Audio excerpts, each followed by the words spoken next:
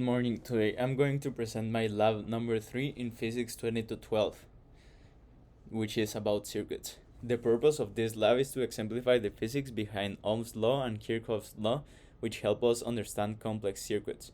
Ohm's law relates current, voltage, and resistance, and Kirchhoff's law is the node rule and loop rule.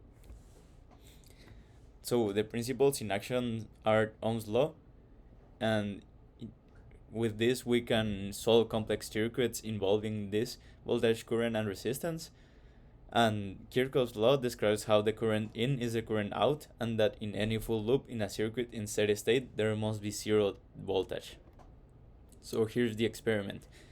The part 1 is a circuit that was made by powered by two batteries of 1.5 volts each. There were two ammeters used on each side of the batteries. On the opposite side of the batteries there were two resistors. The ammeters measure the current. Here's a picture of the circuit we made and the ammeters measuring. So the results. Our prediction was that the total resistance of the circuit was 147 ohms. The delta voltage is current times resistance, and that the current was 2.04 times 10 to the negative 2 amps.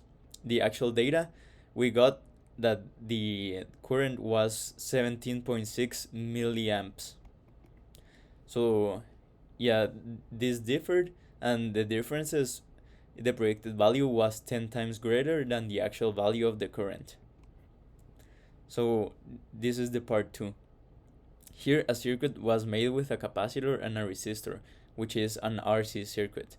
The resistor, which is a light bulb, was of 47 ohms. The time was measured for the capacitor to discharge, and the brightness of the light bulb was observed during the time. Here's a basic picture of what we did.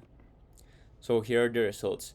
With time, the brightness decreased linearly of the light bulb, and it took around 9 seconds for the capacitor to discharge.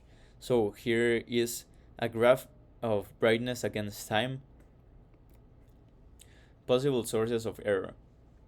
The ammeters were not working properly at first, so we are not sure the measurements made by them were accurate. And they also were very volatile, which made them change the value they were displaying very frequently. The assumptions. The cable did not contain any resistance, only the resistor or light bulbs. This is what we did to calculate the current, resistance, and voltage in our theoretical approach.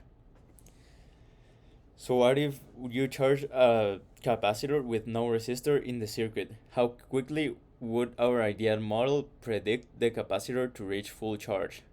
Would this prediction happen in real life? Explain. Theoretically, if we charge a capacitor without resistor, the capacitor would charge much quickly or almost immediately because there would be no resistance slowing down the current. In real life, I don't think this would be the case because the cables themselves have resistance, which could slow down the current. Thank you.